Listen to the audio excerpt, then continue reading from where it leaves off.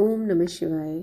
श्रावण मास शुरू हो गया है, भोले बाबा का महीना है, तो क्यों ना भोले बाबा की कहानी सुनी जाए, उनकी कृपा की, जो कि श्रावण मास में आप हमेशा भी सुन सकते हो, श्रावण के सोमवार को भी। चलिए सुनते हैं कथा। अमरपुर नामक एक नगर में एक धनी व्यक्ति रहता था। उसका व्यापार बहुत दूर दूर तक फैला हुआ था। उस व्यापारी का नगर के सभी लोगों के साथ उठना बैठना था और सभी लोग उसका बहुत मान सम्मान किया करते थे। सब कुछ होने पर भी वह खुश नहीं था, क्योंकि उसके घर कोई पुत्र नहीं था। उसे दिन रात ही चिंता रहती थी कि उसके बाद उसकी धन संपत्ति और जो व्यापार है उसको कौन संभालेगा। पुत्र पाने की कामना से वह प्रत्येक सोमवार भगवान शिव का व्रत व पूजा करने लगा। वह प्रत्येक शाम शिव मंदिर में जाकर भगवान शिव के सामने घी का दीपक जलाता और व्यापारी की भक्ति को देखकर एक दिन पार्वती जी ने भगवान शिव से कहा, हे नाथ, यह व्यापारी आपका सच्चा भक्त है। कितने दिनों से यह सोमवार का व्रत और पूजा नियमित रूप से कर रहा है। हे भगवान, आप इसकी मनोकामना को अवश्य पूर्ण करें। भगवान शिव ने मुस्कुराते हुए कहा, हे पार्वती, इस संसार में प्रत्येक व्यक्ति को उसके कर्म के अनुसार ही फल प्राप्त होता है। प्राणी जैसा कर्म करता है उसे वैसा ही फल मिलता है। इसके बाद भी पार्वती जी शिव जी की बात नहीं मानी। वह आग्रह करने लगी, नहीं प्राणनाथ, आपको इस भक्त की इच्छा तो पूरी करनी ही होगी। ये आपका अनन्य भक्त है, प्रत्येक सोमवार को आपका विधिवत व्रत करता है, पूजा करता है और उसके बाद आपको भोग लगाकर ही एक समय भोजन करता है। आपको इसे पुत्र प्राप्ति का वरदान देना ही होगा। पार्वती जी ने जब ज़्यादा आग्रह किया तो भगवान शिव ने कहा, तुम्हारे आग्रह को मैं मान लेता हूँ। मैं इसे पुत्र प्राप्ति का वरदान तो दे दूंगा, परंतु इसका पुत्र 16 वर्ष से अधिक जीवित नहीं रहेगा। उसी रात भगवान शिव ने स्वप्न में उस व्यापारी को दर्शन दिए और उसे पुत्र प्राप्ति का वरदान भी दिया। साथ ही उसके पुत्र के 16 वर्ष तक जीवित रहने की बात भी उसको बता दी। भगवान शिव के वरदान से व्यापारी बहुत खुश हुआ, लेकिन पुत्र के अल्पायु होने की चिंता उसे सताने लगी। उसने उसकी खुशी को कम कर दिया। व्यापारी पहले की तरह ही सोमवार का विधिवत व्रत करता रहा। कुछ महीने पश्चात उसके घर में बहुत सुंदर पुत्र उत्पन्न हुआ। पुत्र जन्म ने उसके घर में खुशियां भर दी। बड़ी धूमधाम से पुत्र जन्म का बधाई समारोह मनाया गया। व्यापारी को पुत्र जन्म की उतनी खुशी नहीं हुई जितनी होनी चाहिए थी। उसे अपने पुत्र की अल्पायु का रहस्य पता था। यह रहस्य उसने घर में किसी को नहीं बताया था।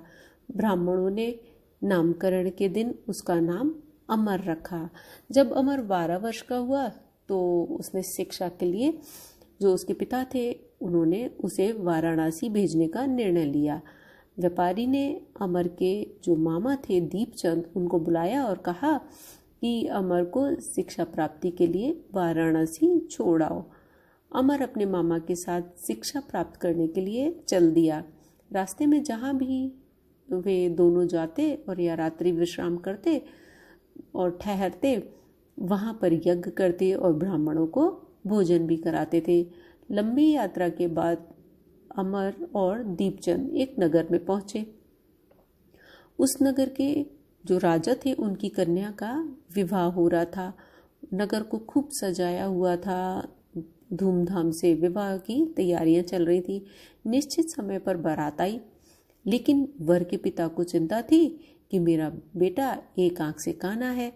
अगर इस बात का पता राजा को चल गया तो ऐसा ना हो कि वो विवाह से इनकार कर दे। इस बात से उसकी सभी जगह बदनामी हो जाएगी। वर के पिता ने जब अमर को देखा तो उसके मन में एक विचार आया। उसने सोचा, क्यों ना इस लड़के को दूल्हा बनाकर राजकुमारी से विवाह करा दिया जाए। विवाह के बाद इसको धन देकर यहाँ से विदा कर दूंगा और राजकुमारी को अपने घर ले जाऊंगा। ऐसा उसके मन में जैसे ही विचार आया तो उसने उसके मामा से बात की, और जो दीपचंद था उसका मामा, वो लालच में आ गया। उसने सोचा कि चलो कोई बात नहीं है, कुछ हमें पैसे मिल जाएंगे, और इसी लालच में उसने उनकी बात को स्वीकार कर लिया। उनका जो प्रस्ताव था उसको अमर को दूल्हे के वस्त्र पहनाकर तैयार कर दिया गया और राजकुमारी चंद्रिका से उसका विवाह करा दिया गया। राजा ने बहुत सा धन देकर राजकुमारी को विदा कर दिया। अमर जब लौट रहा था तो उसके मन में आया कि मैं इसको सच बता दूं, क्योंकि वो दिल से साफ था। तो उसने राजकुमारी की ओढ़नी पर लिख दिया कि राजकुमारी चंद्रिका, तुम्हारा विवाह तो मेरे साथ हुआ है और मैं तो वाराणसी शिक्षा प्राप्त करने के लिए जा रहा हूँ। अब तुम्हें जिसकी पत्नी बनकर रहना पड़ेगा वो एक आंख से काना है। जब राजकुमारी ने अपनी ओढ़नी पर लिखा हुआ वो पढ़ा तो उसने काने लड़के के साथ जाने से इनकार कर दिया। राजा को जब पता लगा तो उन्होंने राजकुमारी को महल में ही रख लिया। उधर अमर ने अपने मामा दीपचंद के साथ वाराणसी पहुंचकर गुरुकुल में पढ़ाई शुरू कर दी। जब अमर की आयु 16 वर्ष की पूरी हुई तो उसने एक यज्ञ किया। यज्ञ की समाप्ति पर ब्राह्मणों को भोजन कराया और खूब अन्न वस्त्र दान दिए।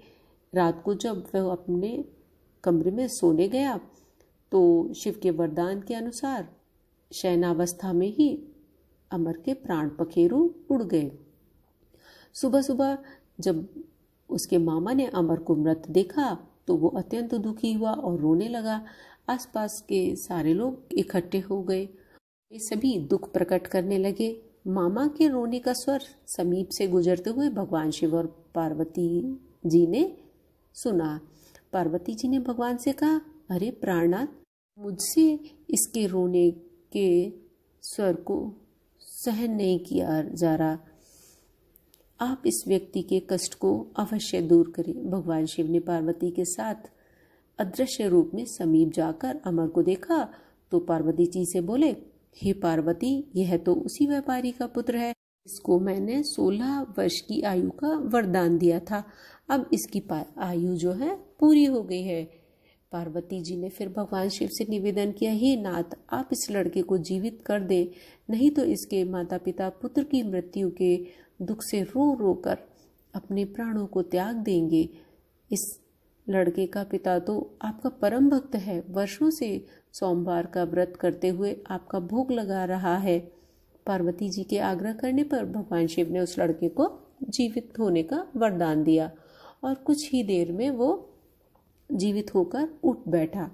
शिक्षा समाप्त करने के बाद अमर अपने मामा के साथ अपने नगर की ओर चल दिया। दोनों चलते चलते उसी नगर में पहुंचे जहां पर अमर का विवाह हुआ था।